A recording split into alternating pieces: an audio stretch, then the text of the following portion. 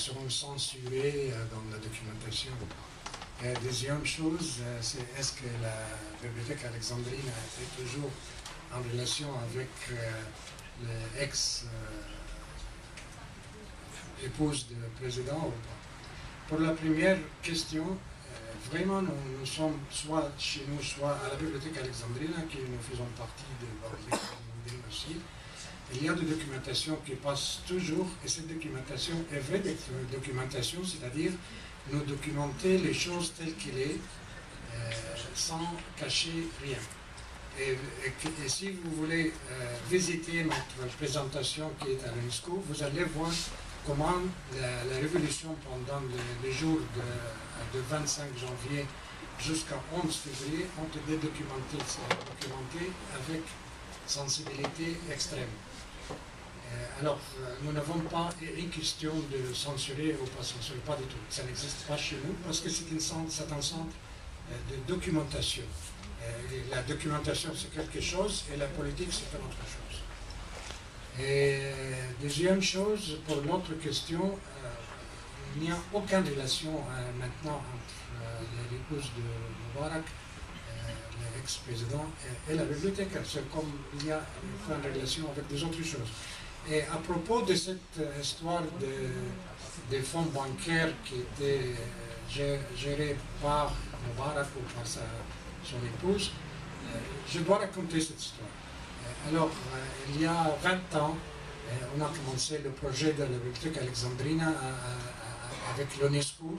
Et l'UNESCO, à l'époque, il a fait l'appel de Aswan, dans laquelle il a participé plusieurs rois et présidents de plusieurs parties du monde. Et à l'époque, y compris Mitterrand ici en France, et la reine de l'Espagne, et plusieurs autres, et plusieurs arabes, rois, etc.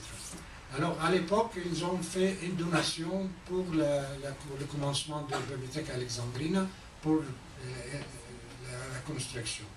Il était mis dans un compte bancaire, c'est-à-dire autour de l'année 1990, c'est-à-dire il y a 20 ans. La construction a commencé à l'époque par plutôt de fonds égyptiens jusqu'à l'année de 2001, je crois. À l'année 2001, ils ont commencé à inaugurer la bibliothèque alexandrine. Ils ont cherché qui est la personnalité qui doit diriger un tel institut. Alors ils ont choisi Ismaël Serageddine. Ismaël Serageddine, c'est-à-dire qu'il était choisi 10 ans, même plus de 10 ans, après la déclaration de Aswan. Alors à l'époque, ils ont fait un décret présidentiel pour la bibliothèque. Ils ont commencé un compte bancaire pour la bibliothèque alexandrine, qui est un compte bancaire gouvernemental, et la bibliothèque a commencé à travailler avec ce compte égyptien. La bibliothèque n'était pas du tout au courant avec les comptes qui étaient faits à l'époque de la déclaration d'Aswan.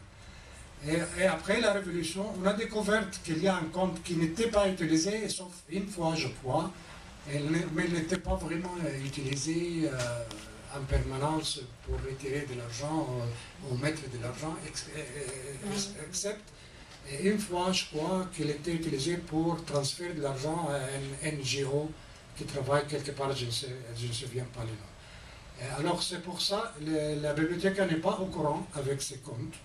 Et là, c'est-à-dire, il y avait une enquête à la police pour ça, et c'était très clair que la bibliothèque alexandrine n'a rien à faire avec les comptes qui étaient créés il y a 10 ans avant l'inauguration de la bibliothèque alexandrine. Bon, merci bien pour la question. Mais je vous en prie, c'est une bonne réponse. Je salue notre ambassadeur, très aimé.